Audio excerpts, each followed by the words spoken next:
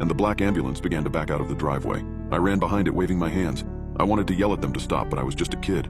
Who was I to contradict the professionals? I was still standing there 5 minutes later when flashing red and blue lights came skidding around the street corner. The two police officers muttered into their radios and looked worriedly at the scene in front of them. A crying child, a wide-open door. "Did you call 911? A blonde policewoman asked. "I did," I nodded. "But they already came. They took my mom away." The two police officers looked at each other. "I'm afraid that's not possible. We received a call from this location, a child shouting an address, and we're the first ones to respond." The words spun around in my head. If they were the first ones here, who had taken my mom? "No," I whispered, my heart racing. "Then who was—" Before I could finish, the policewoman pulled up her radio again.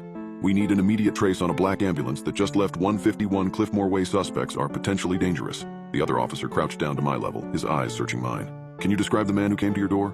he asked. "Nurse Marbus," I murmured, remembering the name tag. He wore a red uniform and he had 2 assistants.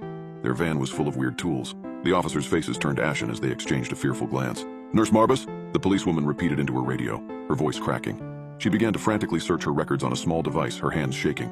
The male officer continued to speak with me, but his eyes were wide with shock.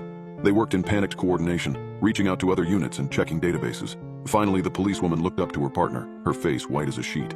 Her voice was trembling as she started talking. "The name Marbus belongs to a man who used to work for the city's medical services, but he died in a terrible accident over 20 years ago. The details were horrifying, and it was said that he had been conducting some unlicensed experiments." My heart pounded in my ears as I processed her words. "Dead? What's going to happen to my mom?" I asked, tears welling in my eyes. "I just want her back. We're going to do everything we can to find her," the male officer assured me, but I could see the fear in his eyes. A full year went by since the officer unconfidently muttered those words to me. Exactly 5 full years since my mother went missing. That was when I first received a phone call. I first heard the ringing on my landline and ran over to it to hear a deep male voice. "Hello, young man.